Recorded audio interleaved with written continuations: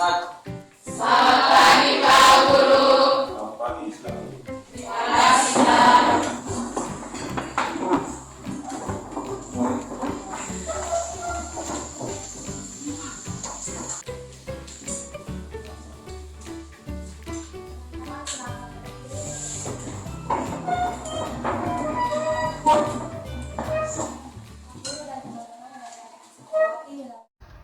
Dalam nama Bapa dan Putra dan Roh Kudus. Amin.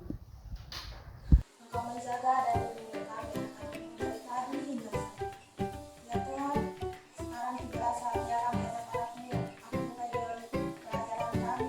Kiranya Engkau selalu menjaga dan melindungi kami sehingga pelajaran ini boleh berjalan sesuai dengan kehendak. Dalam nama Bapa dan Putra dan Roh Kudus.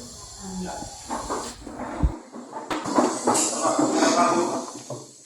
Itu ada 32 orang yang hadir hari ini, yang sudah hadir. Siapa? Angel. Keterangannya? Terus? Ansiko Bagaimana? Keterangan? Terus?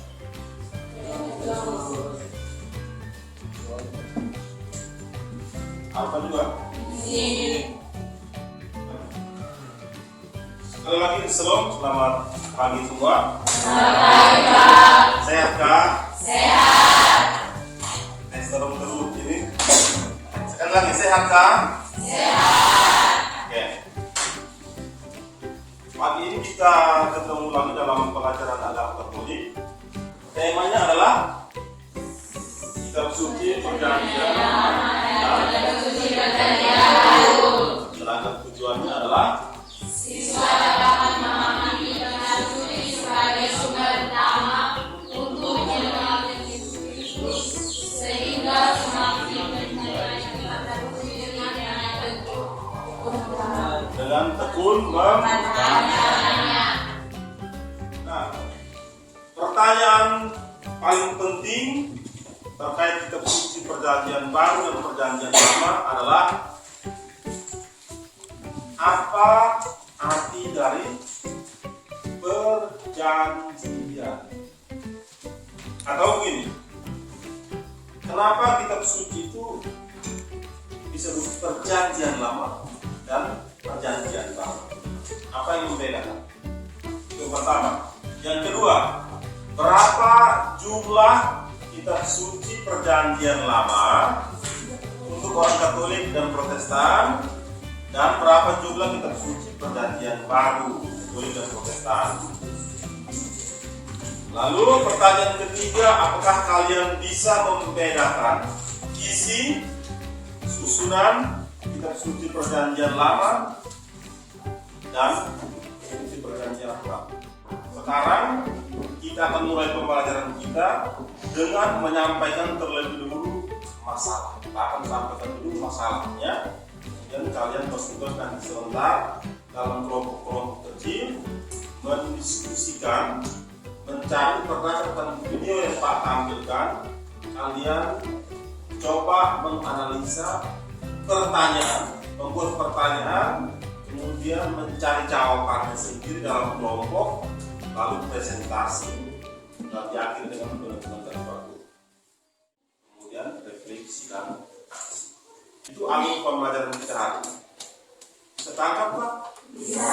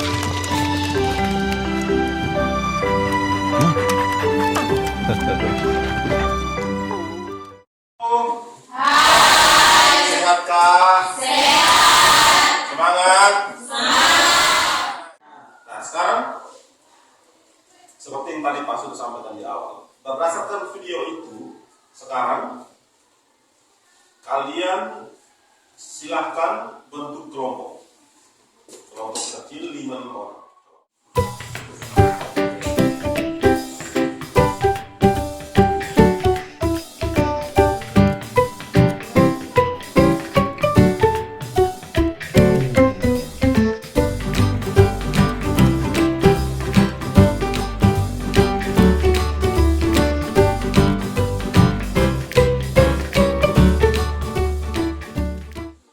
Sudah selesai semua? Sudah. Kita mulai presentasi.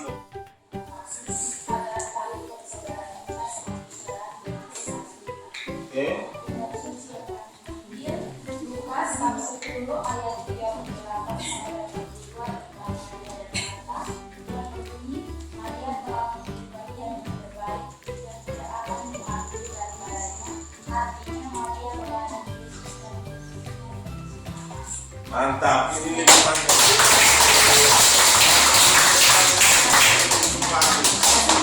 Oke. Jadi mana yang kami simpulkan terdapat pada kitab suci Amsal bab 11 ayat 25 yang berbunyi, siapa banyak memberi berkat diberi kelimpahan, siapa memberi minum ia sendiri akan diberi. Terima kasih atas partisipasi kalian dari yang melaporkan pertama kali sampai terakhir. Saya melihat ada perkembangan dari jawaban yang bukan salah atau benar ya, benar semua, tapi dari yang singkat, yang sederhana sampai yang paling lengkap, paling panjang, dan pilihan ayat kitab suci kalian itu juga bagus mengenai dengan jawaban dan pertanyaan yang sudah kalian susun. Itu hal yang bagus. Sekarang kita masuk ke tahap berikutnya, masih hal yang sama. Kita akan menggali persoalan, tapi kita tadi pertama menonton, sekarang kita membaca, menganalisa dari materi yang sudah Pak bagikan tadi di LKPD lembaran itu. Ada cerita satu di situ. Judulnya apa ya di situ? Cintailah Alkitab.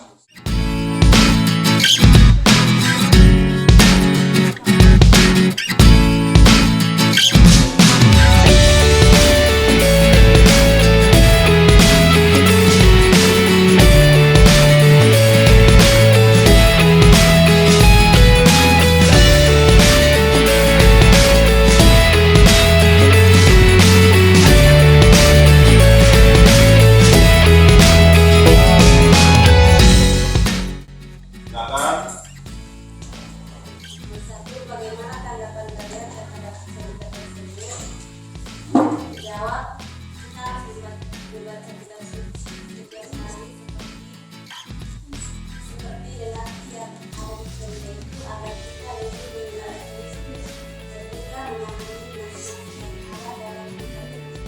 Sebenarnya apa yang kalian tangkap dari minim-minimnya umat untuk membaca kitab suci? Yang kami tangkap yaitu minimnya jarang kaum awam merasa dirinya memahami kitab suci, menjadi orang kurang setia mencintai kitab suci sehingga tidak membiasakan diri menjamannya setiap hari. Apa yang menjadi himbauan pokok Paulus dalam surat tersebut?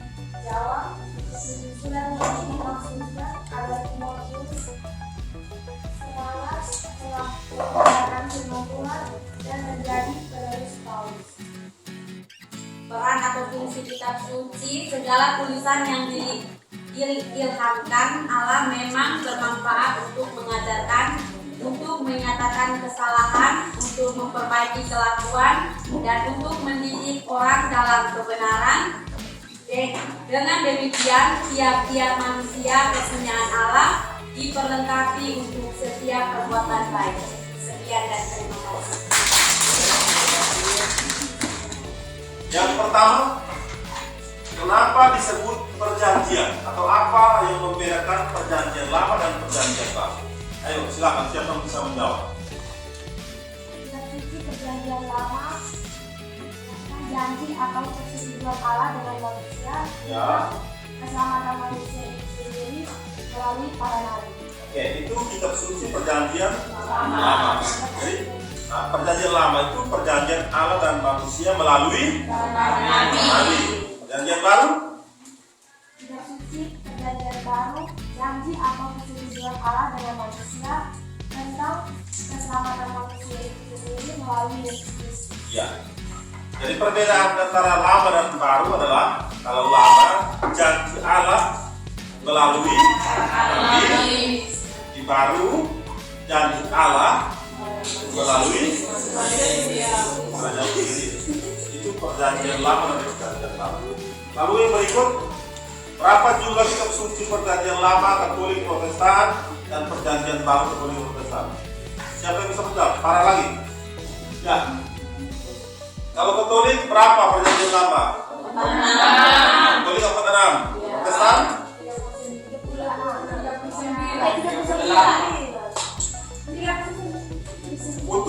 Untuk membedakan itu, rumus paling mudahnya adalah Protestan mengurangi berapa kitab dari perjanjian lama Katolik?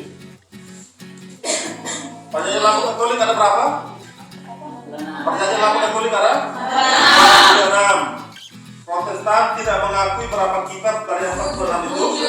7 kitab. Jadinya Protestan punya kitab ada 9. Perjanjian lama. Lalu pembagian kitab suci perjanjian lama. Perjanjian lama itu dibagi atas berapa kelompok? Pertama apa? Kitab apa? Pentateuch. Ya, kitab sejarah. Yang dimaksud Pentateuch itu adalah Kejadian,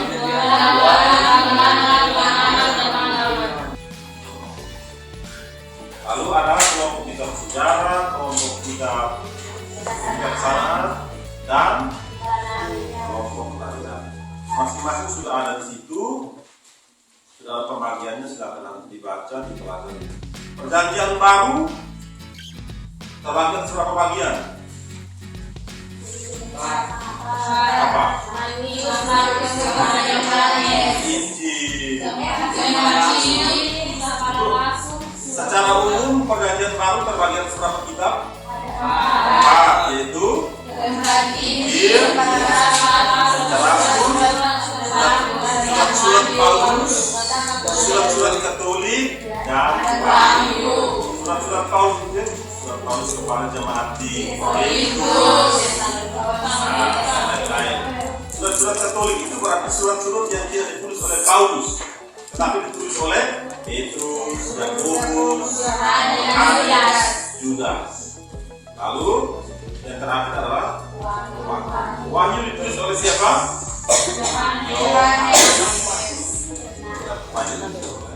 Berapa pertanyaan refleksi untuk kalian? Menurut kalian, ketika kita belajar kitab suci perjanjian lama dan perjanjian baru, apa yang paling susah nampak? Kita cerita perumpamaan kitab suci. Apalagi istilah-istilah. Lalu terkait pembelajaran kita, belajar di kelas itu akan lebih menyenangkan apabila nonton video, apalagi nonton diskusi kelompok. Ada permainan? Perlu? Tugas kalian silakan membuat slogan ajakan untuk orang membaca kitab suci. Nanti kan atau nanti setelah itu di tembok atau bisa difoto kemudian dikirimkan ke media sosial kalian. Punya toh media sosial? Facebook, apalagi? Twitter juga ada? Keren kalau sudah Twitter. Demikian pembelajaran kita hari ini. Sampai ketemu lagi para pertemuan berikutnya.